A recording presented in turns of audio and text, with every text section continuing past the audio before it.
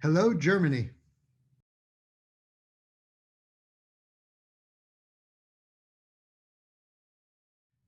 My name is Andrew Stuart Bergerson, and in my day job, I'm a professor of history at a university here in Kansas City. But I'm speaking to you today as a citizen. I am the president of an organization called Our Revolution Kansas City. Our Revolution is a progressive organization that was formed after the Bernie Sanders campaign of 2016. The people who were involved in that campaign wanted to stay active in moving Bernie Sanders's progressive agenda and in educating the public. We created an organization in 2016, and I was active on and off in the beginning, and eventually I've become the president now since the summer. So I'm sharing, of course, my own perspective, but it's as a person who's engaged in progressive politics in Kansas City.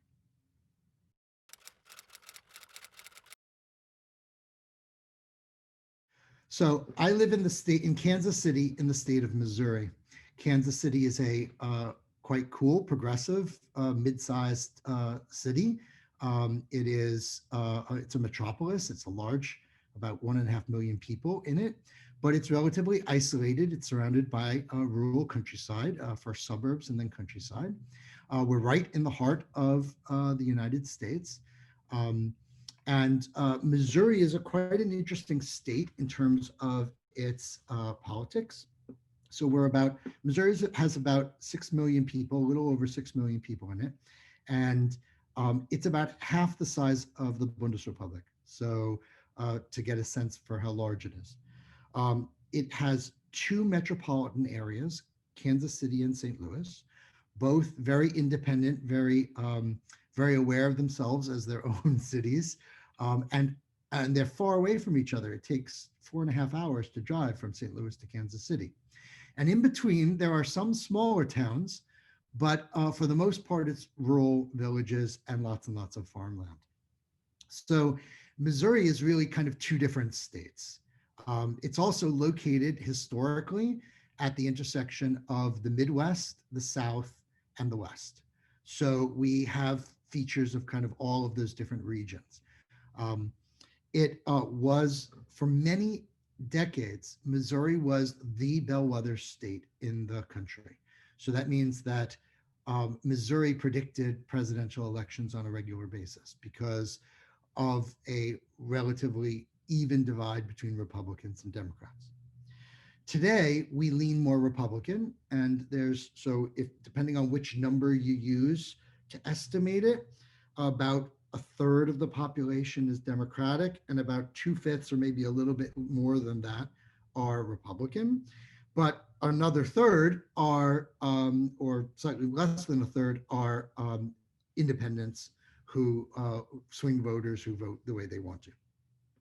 Of those independents, they tend to side more on the Democratic side. So that's what makes it kind of close, but it's still considered a leaning Republican state. But the state is currently controlled by a trifecta of control by the Republicans. And they have what's called a supermajority in the state house. A supermajority means that even if Democrats were to win the governorship, they could veto what the governor has to say. So they can even do constitutional changes. So this is pretty awesome in terms of its amount of power. And so, in other words, the reason why the Republicans have this degree of power has to do with money in politics and Citizens United and gerrymandering and voter suppression. So there's a pseudo-democratic situation in the state of Missouri where the appearance of democracy is still going on, but the effective functioning of the democratic system is broken in order to create a de facto one-party rule in the state that should not exist. So we should be a purple state, maybe a slightly reddish purple state. There should be competitive districts in the state, but there are not. The other consequence of gerrymandering is that because Republicans and Democrats have relatively safe states, it pushes the Republican Party into more extreme positions, because during the primaries, the Republicans are going to be appealing more and more to their base, if they're being primaried by someone competing with them from another Republican. So it tends to exaggerate the extremism in the system.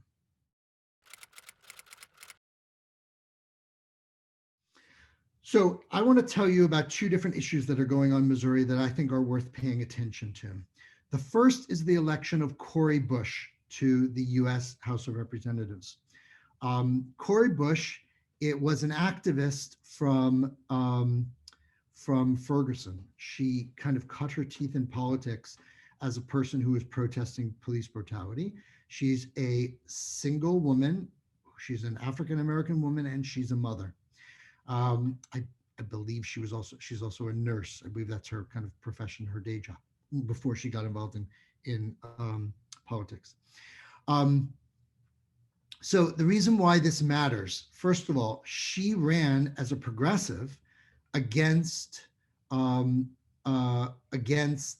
established African-American political dynasty. So a family that had handed down the position in St. Louis for many times, and she lost the first time, and then she won in the primary election in August. So this was a symbol to progressives like myself that we can mobilize our base, and that this is the direction that the Democratic Party should be taking. She was welcomed by the kind of dream team of AOC and the other progressive women who are now in the House of Representatives as a new member of their group. So the squad is expanding because of the support that she's getting from progressives, and also from Democrats who realize that this is the way that we need to go in the future. She also will be the first Black woman to be representing the state of Missouri in the House of Representatives, and she will be the first Black woman who's a single mother ever in the House of Representatives. So this is the kind of representation that we need, so that voices can be heard, that the House of Representatives is not just filled with white rich men. And the fact that she was a Ferguson activist is really important, so that we get the issues relating to police brutality and the school to prison pipeline and the voter suppression that takes place in the Black community into the House of Representatives. So we're very excited that she's going to get there. We anticipate a win, and she is one of 900 different endorsed candidates across the country that our revolution has helped to push over the finish line, so that we're endorsed by Bernie Sanders and by our organization. So we are doing the work of getting the solutions on the table and getting people elected, and this is an example. But of course, if it was a hard primary, it's going to be a relatively easy election, because she's in a large within the city of St. Louis, so it's going to be relatively easy for her to get elected on November 3rd. More complicated are going to be elections of progressive candidates in more competitive districts, but we're doing that too.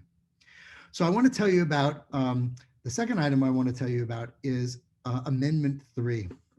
So I've been told that you're already going to get some information on this YouTube channel from Torsten Loga about gerrymandering. So what gerrymandering does is it divides up districts, very briefly, it divides up districts in ways that allows a minority to actually have a majority, or in our case, a supermajority. So it's a way of districting that creates unequal representation because of the lost votes that disappear when you're a Republican in a Democratic majority district, or a Democrat in a Republican majority district. So I want to tell you about Amendment 3. Well, let me go back for a second. A few years ago, Missouri has this really great feature. Missouri has the possibility of plebiscites. That is to say, ballot measures that get put on the ballot by collecting signatures from a large number of citizens. And then once it's on the ballot, it gets voted by all the people in an up or down vote. They can be statutory or they can be constitutional amendments. When they're statutory and the legislature doesn't like them, they tend to overwrite them. So we've learned that we have to put them into the Constitution, which makes our Constitution really weird because it doesn't look like a Constitution anymore. It looks like legislature. In any case, we passed something called Clean Missouri 2 years ago, and we passed it by an almost 2/3 majority, which means that 2/3 of the citizens of the state of Missouri wanted to clean up the way government was operating. Clean Missouri, basically, it reduced the amount of money that legislators can receive from donors and from PACs. It created sunshine laws, but it also took the creation of districts out of the hands of the party that's in power every 10 years on the year that we do this, which is associated with the census. And they gave it to a bipartisan, a neutral political demographer, a state demographer. So this demographer was then instructed to create districts that are competitive, to make as best as possible to make them coherent, but also to make them so that they're competitive, so that the districts now enable the possibility of competitive races. This alone would have cleaned up our state and would have made us a more democratic system again. It would have fixed the way that the system was being broken. So there are many other things about Clean Missouri that were great. The most important was that 2/3 of the voters supported it. So what this tells you right away is that most Americans are not crazy. So I want this, this is like a really important thing for me, because you see these reports coming from Europe where people are scratching their head and they're saying, what the hell is going on with the United States? And you have to realize that what's going on is the system got broken and a small minority is manipulating democracy against itself. So most Americans are sensible and they want good government. And so we passed it. So then in this summer, in a special session of the legislature, the legislators in the House, in the State House in Jefferson City, because they know that they're going to lose their positions, they passed a law that put another ballot initiative on the books in a secret session very quickly, without any ado, that's going to overturn Clean Missouri. So this is an attempt on the part of the legislature to maintain their undemocratic majority over and against what the voters actually said. If you looked in the newspapers in the last 6 months, you would see one critic after another saying that this is absurd, this is anti-democratic, this is wrong. And yet there's tons of money and advertisements coming out trying to sell this product. It is a con, and what it will do, the bottom line is, what it will do is it will secure, if this law gets passed, and I'm going to show you the details in a minute, but I'm going to give you the punchline first. It will secure one-party rule in the state of Missouri for the next 10 years or maybe a generation, because of the way that this legislation works. So what is it that they are introducing? So first of all, the language is completely deceptive. We went to court 3 times in order to overturn this language. And every time, we even had cases where the lawyer who was presenting to the Supreme Court of Missouri was lying to them outright what the text was doing and saying. So what it does is it says the first 2 items it mentions is that it's going to reduce the amount of lobbyist gifts by $5. We already reduced them to an almost insignificant number. This is just a trick to sell this product. And it said, gave $100, item 2, an $100 change to the contribution limits for state Senate candidates. Again, we already got rid of almost all of these expenses. This was just a way to make it sound good. The third item is the one that's the most important, and it's now actually disguised in the language, so voters cannot really tell very clearly what's going on. We've had to do a lot of real big push to counter this misinformation. So it's going to create. Let me give you the kind of like the basic steps here. So in the United States of America, when they count districts, when they create districts, every state, every one of the 50 states counts all people who live in the state based on the census. This new legislation would create, it's really revolutionary. It would not count kids and non-citizen immigrants from the population base. In other words, when they're creating districts, they're not going to count children and they're not going to count immigrants. That means 1.5 million people in the state are not going to be considered in the shape of those districts. Who is this going to benefit? Well, the 21% of white Missourians are kids and non-citizens, but 28% of Black Missourians are kids or non-citizens. 54% of Latinx Missourians are kids or non-citizens, and 54% of Asian Americans are Asian Missourians are kids and non-citizens. So those percentages, more than half of Latinx and Asian Missourians are going to not be considered in those districts, which means the districts will be shaped in ways that reflect white men more than anyone else. And also it slightly disadvantages Black voters as well. So everyone agrees, everyone who analyzes this objectively agrees that this is going to profoundly shift representation in the legislature. So communities with more kids and families are going to lose representation. They're going to have fewer mandates in the state house. And that means there's going to be less funding and less support for the people in those communities. We anticipate a significant decrease in revenue, but much more importantly, this is fundamentally undemocratic, and it's yet another strategy that the Republicans are using to use the rules of democracy against democracy.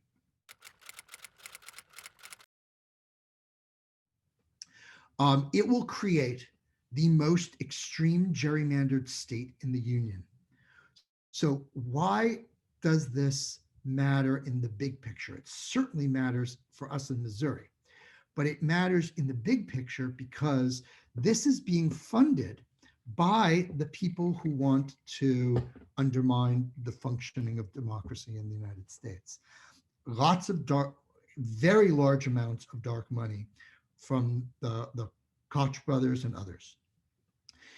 In other words, this is considered a test case of a strategy that they've been using for voter suppression for the last 20 years. But it's a new level of this test case. So the reason why you want to pay attention is precisely because of this pseudo-democratic nature of this procedure. It looks like it's democratic, but what it's in effect doing is creating one-party rule, because there are some other, let me give you two other facts here. One is that one of the other rules it's introducing has to do with when you can appeal this decision. So normally right now, if we don't like the way a district is drawn, we can appeal it to the Supreme Court of Missouri. Well, in the new legislation, it says you can't appeal an entire districting plan. You have to appeal one line at a time. So this would create an incredible hurdle of legal cases to get an entire unfairly drawn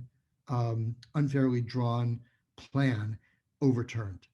And then, of course, on top of that, you have the Supreme Court having passed a recent verdict that said that states are allowed to do things any way that they want. This was approved with the new with the support of Brett Kavanaugh and the conservatives. And this, in effect, allows the state-by-state control by the Republican Party. So this is the strategy that has enabled the Republicans to get such a disproportionate control over also our federal House, because once the state is controlled by the governor and the House and the Supreme Court by one party, then it's almost impossible to elect another party on the federal level either, because of the way that those districts are created. So pay attention to no on 3. That's what we want. So we want to vote down Amendment 3 in the state of Missouri. And if it passes, then democracy is going to be able to continue to function in Missouri. If it does not pass, if we vote it down, so confusing, it's a negative. If we vote down Amendment 3, democracy is going to be able to function. And what's going to happen in 2021 is new districts are going to be created and the state's going to become more competitive. If Amendment 3 passes, then the possibilities of progressive politics in the state of Missouri are going to be systematically excluded. We're going to still continue fighting, but it's going to be a very different ballgame. And I think what you will see is you'll see the same strategy across other states as well.